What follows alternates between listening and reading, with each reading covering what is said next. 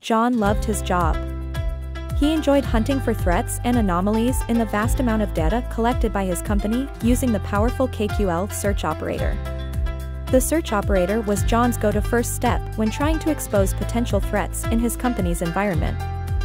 It is simple, yet powerful.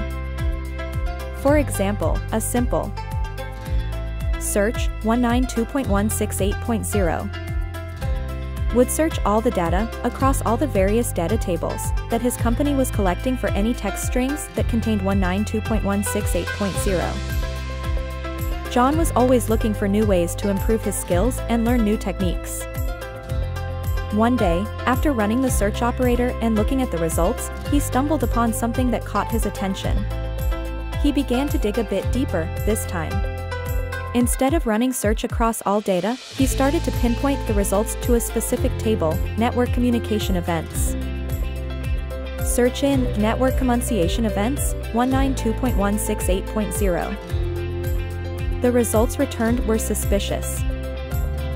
So, John decided to pivot to query the network communication events table directly to expose any suspicious network activity. He used the has operator to filter out the results.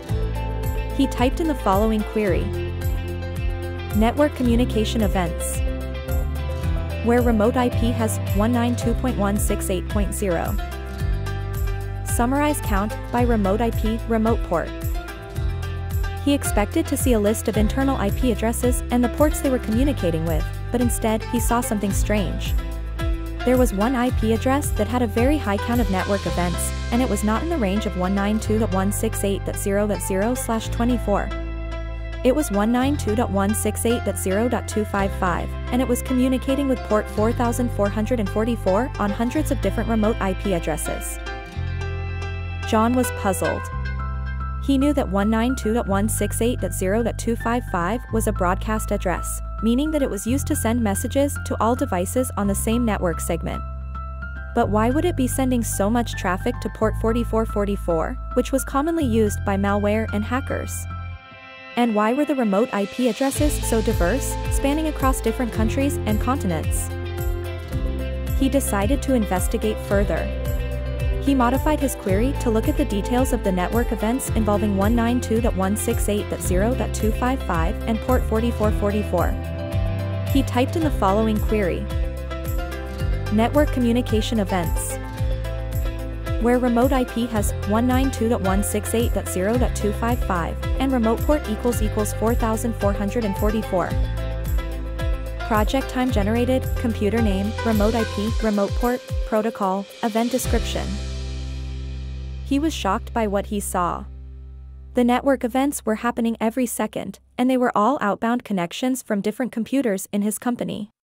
The event description field showed that the computers were sending encrypted data to the remote IP addresses using the TCP protocol. It looked like a massive data exfiltration operation, and it was happening right under his nose. John realized that he had discovered a new, but as yet undiscovered cyber threat. He wondered how it had infected his company's network and what it was trying to steal. He knew he had to act fast, before it was too late. He grabbed his phone and called his teammate, Sofia Vega, hoping to alert her to the situation. Sofia had been his trusted teammate for the last 3 years.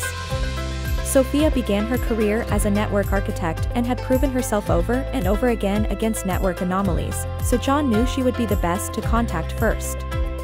Sofia could supply the second set of eyes needed to dispel or confirm the threat. Hello, this is John. I need to talk to you about something urgent. I think we have a serious security breach in our network. I found a new malware that is using the broadcast address to send data to port 4444 on hundreds of remote IP addresses. I believe it's happening right now, and I need your verification. Can you please come to my office as soon as possible? He waited for his Sofia to reply. He hoped that it was not too late, and that the company could be saved from a disaster.